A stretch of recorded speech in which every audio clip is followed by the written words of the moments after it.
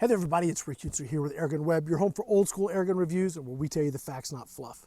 Today we're going to take a look at the Gamo Swarm Fusion Mach 1 Gen 2, and I probably got those all wrong. But just so you guys know, this is the Mach 1 Fusion model.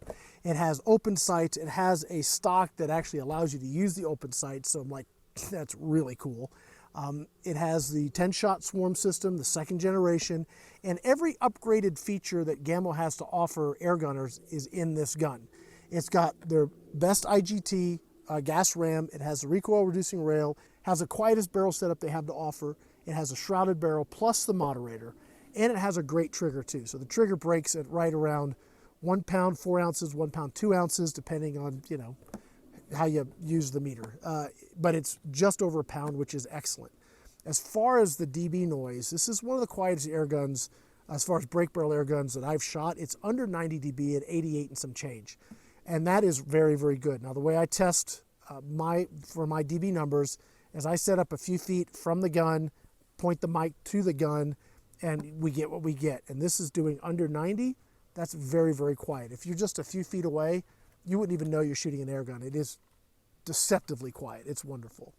Weight is under 6 pounds. So, and cocking force is around 30. I think it feels less than that, but I'm just going by what Gamo's website says. So when you put all that together, what do you get? You get a lightweight, very easy to use, easy to shoot, accurate, very nice break barrel air gun. It's one of my favorites that Gamo has. Now you can go with more power. The Bone Collector has more power, and the Magnum has more power. But this is a great air gun for your backyard target shooting, pesting, squirrels, rabbits, that kind of stuff.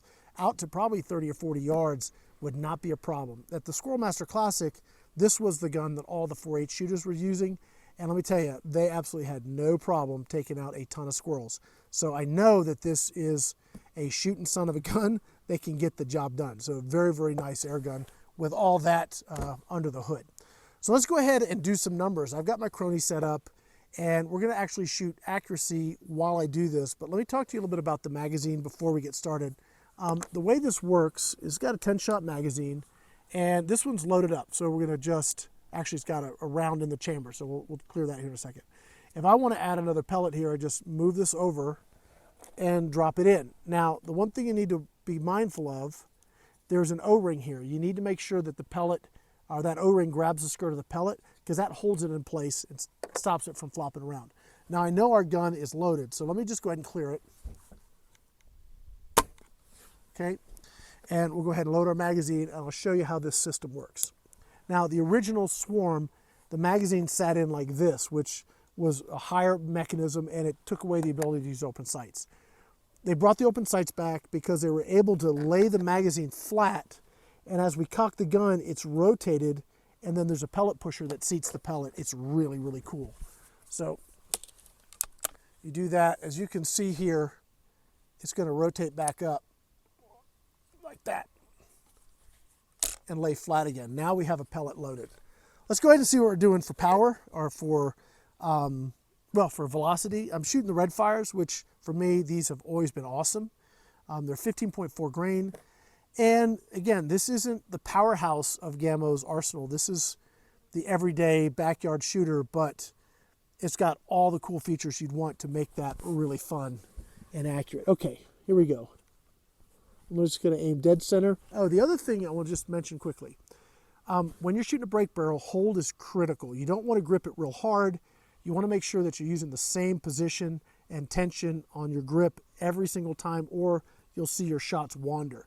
So I just, personally, this is what I do. I just use the stock screws as an index point to where I always am going to rest the gun.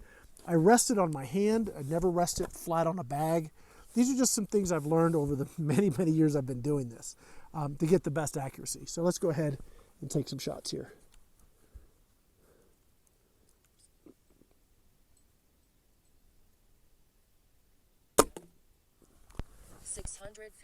Okay. I'm pretty sure that the impact on the cardboard is louder than the gun.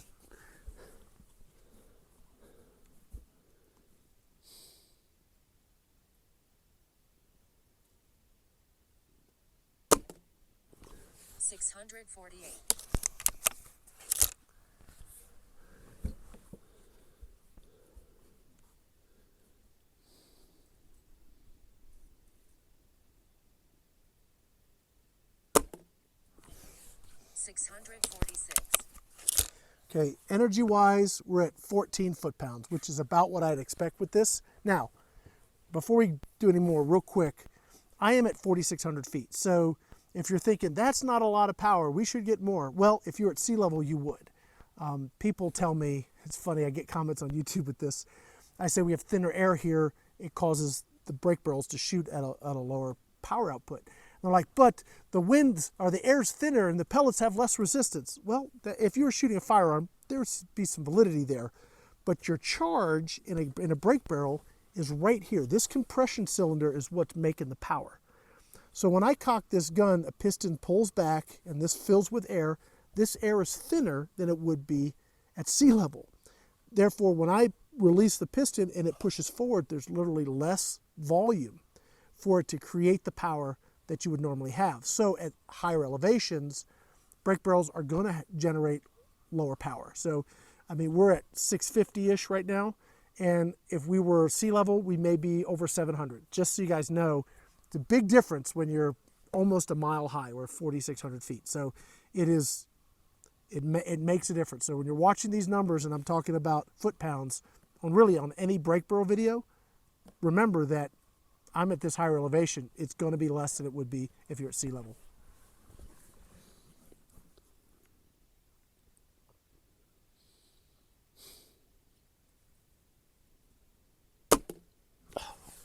That one got away from me a little bit.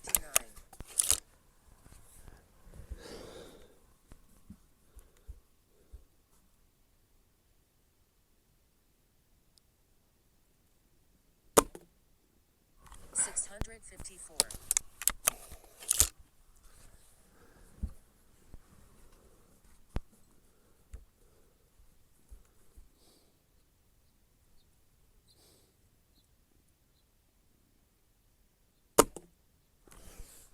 653.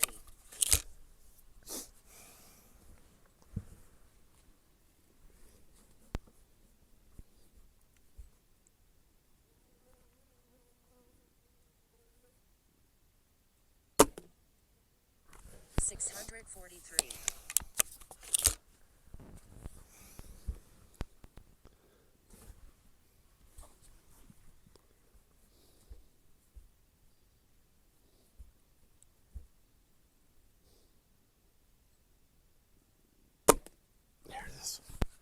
652. Okay, it's funny. I took that breakdown, you guys, about the air pressure, and I changed the position of my trigger, of my finger on the trigger, and just that little bit of change started pulling my shots to the right. When I tell you that you need to be consistent with your hold, I am not kidding. When shooting your brake barrel is not like shooting a .22 long rifle, it's not like shooting a PCP, especially one that has a lower velocity. That pellet is in the barrel a long time. So anything you do while that is traveling down the bore is going to impact your point of impact. This is going to teach you how to be a much better shooter. And the fact that it's lightweight, easy to cock, it is very accurate. All of that just makes it much more fun to sit down and spend some time with it on the bench.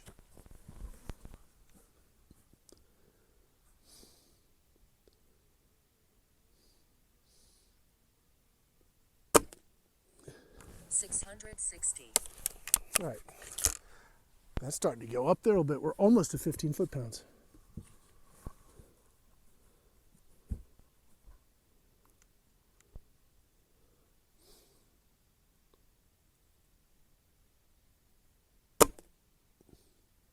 $659. Okay, so as you guys saw, those last few shots were right back in that first group.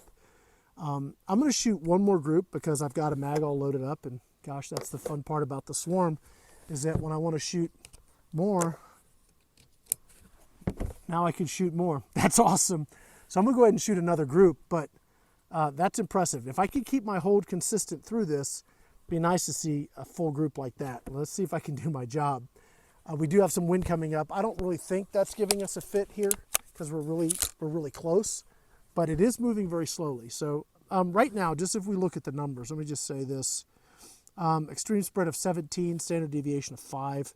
Let's just keep it rolling, and we'll do like 20 shots over the Crony. I'll give you guys a really good idea of the kind of consistency you're going to get out of this IGT. All right, where do we want to go?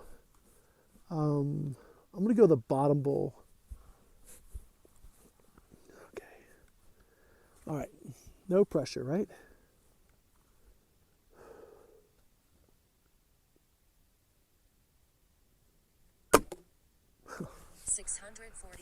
I need to quit right now. That went right through the center.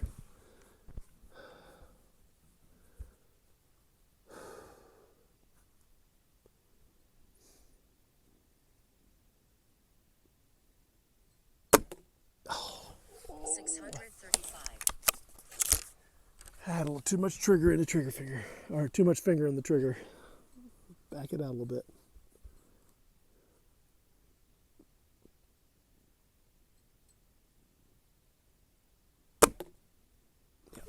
657. It really makes a difference. Just to, you know, having the trigger here or having the trigger there makes a difference on a brake barrel.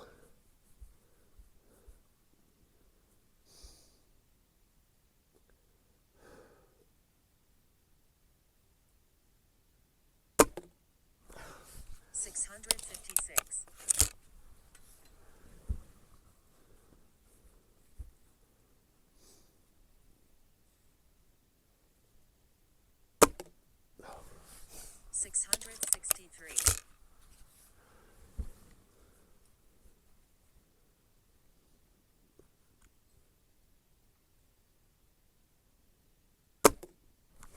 $639.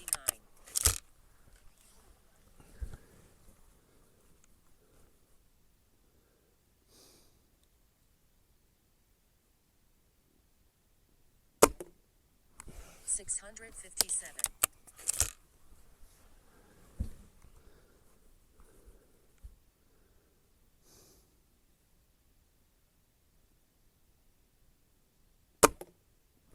$655.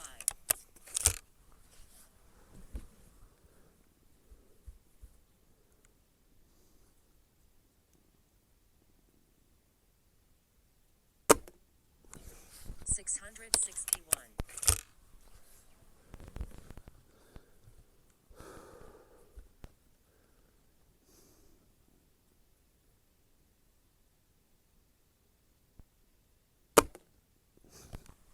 $662. Okay.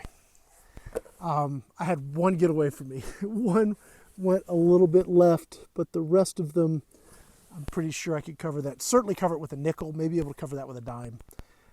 Way less than minute of squirrel head, I'm going to tell you right now for accuracy. Just a really, really fun gun.